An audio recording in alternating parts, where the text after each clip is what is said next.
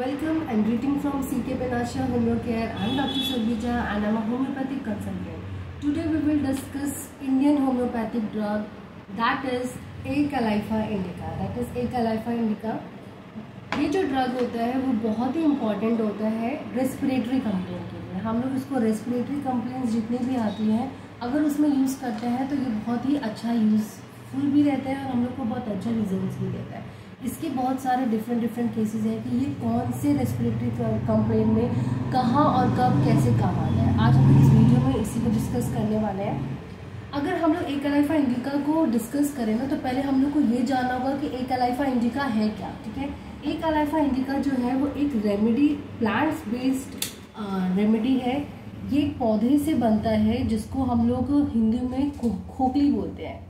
ठीक है, इसका कॉमन नेम इंडियन नेटल है। इसका प्लांट जो होता है वो 1.5 मीटर टू 2.5 मीटर ही लंबा होता है और ये बहुत छोटे छोटे होते हैं और इसका लाइफ जो होता है बहुत शॉर्ट लाइफ का होता है। ठीक है, हम लोग का जो पुराना टाइम में जब जो हम लोग के वैद्य जी लोग जब इलाज करते थे ना तो उस वक्त भी वो लोग इस प्लांट का ना बहुत अच्छा यूज़ करते थे। वो लोग क्या करते थे कि जैसे किसी को गाउट का प्रॉब्लम है, रूमेटाइड आर्थराइटिस से सफ़र करता था पेशेंट, तो क्या करता था कि इसके जो पत्तों को ना पीसा जाता था, उसका तेल निकाल के कुछ और तेलों के साथ मिला के उसका डिकॉक्शन बनाया जाता था और फिर उसको यूज़ किया जाता था। जहाँ भी पेशेंट को हाथ पैर कहीं भी दर्द हो रहा है, कोई भी जोड़ों में दर्द हो रहा है, वहाँ पे लगाया जाता था तो पेशेंट को आराम मिलता था।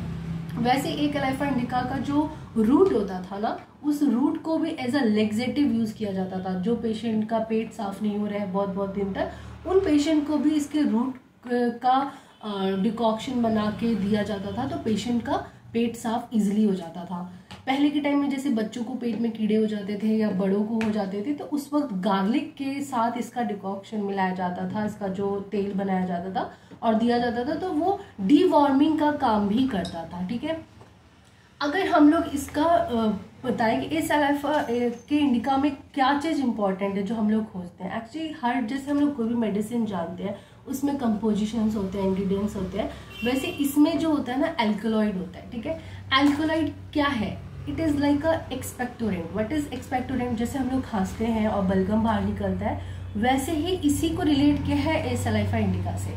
पेशेंट्स में क्या होता है कि आप देखते होंगे कि बहुत से पेशेंट होते हैं बहुत खांस रहे हैं, लेकिन एक बार उनका कफ बाहर आ जाता है ना तो उन लोगों को आराम मिलता है। ठीक है, वैसे ही सेम A-Califa इंडिका का पेशेंट है, अगर उसका कफ इजीली बाहर आ जाता है ना तो उसको आराम मिलता है। ठीक है, जैसे निमोनिया का पेशेंट देख लीजिए, एस्थमा का पेशेंट देख लीजिए, ब्रोंकाइटिस का पेशेंट देख लीजिए, उनके अंदर इतना कफ रहता है जिसकी वजह से हमेशा उनको कंजेशन फील होता है चेस्ट में, तो वो कहीं ना कहीं जो ये इंडिका है ना वो वहाँ काम करता है। ठीक है, अगर हम लोग डिस्कस करें इसका दूसरा केस, फॉर एग्जांपल अगर आप देखते होंगे कि बहुत सारे पेशेंट्स ऐसे होते हैं जो कि बोलते हैं बहुत ज़्यादा खांसी है, ड्राई खांसी है, लॉन्ग लास्टिंग है, तो उस केस में भी क्या है, ये जो रेमेडी होता है वो काम करता है। हम लोग कैसे जानेंगे? खांसी तो बहुत सारा होता है, खांसी में तो हम लोग ब्राइनिया भी चलाते हैं, खांसी में तो हम लोग हिपरसल्फ भी चलाते हैं, स्पॉन्जिया भी चलाते हैं। हम लोग को यही चलाना कैसे पता चलेगा? क्योंकि ड्राई कफ तो ब्राइनिया का भी होता है। इस कफ में क्या होता है ना कि यहाँ पे हैमरेजिक होता है। ठीक है, A-Califa इंडिका को और हैमरेजिक को हम लोग बिल्कुल कंपेयर कर सकते हैं कि ये जो होता है they both are get together. ठीक है, इसमें क्या होता है ना कि अगर पेशेंट खांस रहे हैं तो उसका ब्लड बाहर आता ही आता है। ठीक है, ब्लड जो होता है वो कैसा होता है, जिसको हम लोग हेमाटाइटिस बोलते हैं। इसमें क्या होता है, जो ब्लड होता है ना वो बहुत डार्क कलर का होता है, इसका कलर चेंजेस भी होता है। इस पेशेंट को अगर आप देखोगे ना तो वो आपको ये भी बताएगा कि मॉर्निंग में ज़्यादातर इसका पेशेंट को कंप्लेंट मॉर्निंग में दिखता है, मतलब इसका एग्रावेशन मॉर्निंग में है और इवनिंग में भी, लेकिन ज़्यादा मॉर्निंग में। अगर आप मॉर्निंग का पेशेंट देखोगे ना तो वो खांसता है ना तो उसको ब्राइट रेड ब्लड सेल निकल के आता है। ठीक है, फिर उसके बाद इवनिंग, दोपहर में वो ठीक रहेगा, फिर इवनिंग में उसको ना डार्क ब्लड क्लॉटेड आता है। ठीक है, तो वो सीधा इंडिकेट करता है कि दैट इज द पेशेंट जिसको हम लोग A-Califa इंडिका देंगे और उसको अच्छा रिजल्ट मिलेगा। अगर हम लोग इसका खांसी का बात करें, उसका जब खांसता है ना तो उसमें बहुत उसको फील होता है ना कि बहुत टिकलिंग सेंसेशन हो रहा है, रॉनेस लग रहा है, इतना रफनेस है ना कि उसके खांसने से आपको पता चलेगा कि इसका तो अंदर पूरा गला छिल रहा होगा। ऑफकोर्स एट दैट टाइम छिल रहा है तो ऑफकोर्स ब्लड तो बाहर आएगा। तो ये सारे इंडिकेशन है जो हम लोग को भी समझना है कि पेशेंट्स अपने अपने पॉइंट में क्या क्या बता रहे हैं। ठीक है, अब डायथिसिस का केस बताते हैं। तो डायथिसिस में बहुत सारे पेशेंट्स, बहुत सारे मेडिसिन है, अलग अलग पेशेंट्स को अलग अलग दिया जाता है, जैसे फॉस्फोरस है, हेमेमिलिस है। बट एक अलाइफा इंडिका का मेन यही है कि उसका जो ब्लड होता है वो एक्टिव ब्लड होता है।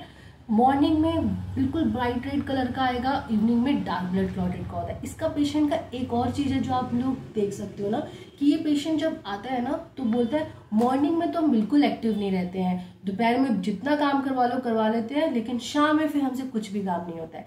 इस पेशेंट का क्या होता है ना कि आप देखते हो कि मॉर्निंग में तो सब उठते हैं तो एक्टिव रहते हैं, लेकिन एक अलाइफा इंडिका का जो पेशेंट होता है वो सुबह बिल्कुल भी एक्टिव नहीं रहता है, क्योंकि उसका सारा एग्रेवेशन हाई पे रहता है। मतलब जो भी चीज़ से वो सफ़र कर रहा है वो हाई लेवल पर है, ठीक है। उसके बाद धीरे धीरे जैसे सुबह बीतते जाता है, दोपहर का टाइम आता है ना, उसको सब कुछ में आराम मिल जाता है। तब क्या होता है, वो बिल्कुल एक्टिव रहेगा, उससे आप जितना काम करा लो काम करेगा, वो खुद से भी सारा काम करेगा, उसको कोई दिक्कत नहीं। जैसे ही शाम होती जाती है ना, उसकी प्रॉब्लम फिर थोड़ी सी बढ़ती जाती है। लेकिन अगर मॉर्निंग और शाम में भी कंपेयर करें तो मॉर्निंग में वो ज़्यादा सफ़र करता है कंपेयर टू शाम में, ठीक है। अगर हम लोग इसका हैमरेज का केस डिस्कस करें, ये तो मैंने आपको कफ में बोला कि उसके स्प्यूटम में, कफ में ब्लीड जो होता है वो आते ही आता है। अगर हम लोग इसका स्टूल के रिलेटेड बात करें ना, तो कॉन्स्टिपेशन में तो जिसका हार्ड स्टूल होता है तो छिल जाता है रेक्टम एरिया, तो फिर उसको ब्लड आता है, इट्स नॉर्मल।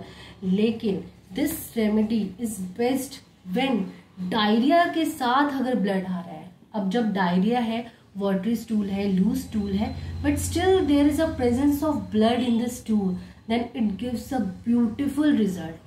आप आराम से इस मेडिसिन को चला सकते हैं, ओके। अगर हम इसका एक और केस मैं डिस्कस करूँ कि इसका पेशेंट जो होता है ना वो हमेशा बोलता है कि मेरे पेट में ना बहुत ही ब्लोटिंग रहता है। उसका पेट भी आपको दिखेगा, बहुत फुला हुआ पेट रहेगा, उसके पेट में हमेशा लगेगा कि बर्निंग सेंसेशन हो रहा है, टेनिसनेस जैसा पेन हो रहा है। उस टाइम में भी आप चला सकते हैं एक अलाइफा इंडिका को, और ये आपको वंडरफुल रिजल्ट देगा, ओके। अगर हम इसका एग्रोवेशन बताया तो मैंने आपको डिस्कस कर दिया है कि स्पेशली मॉर्निंग में होता है। एक चीज और एक डिस्कस का पॉइंट है, जैसे कि इसका पेशेंट को जो कफ आते हैं ना, तो आपको उसके कफ में लम्ब्स दिखेंगे। लम्ब्स कैसे?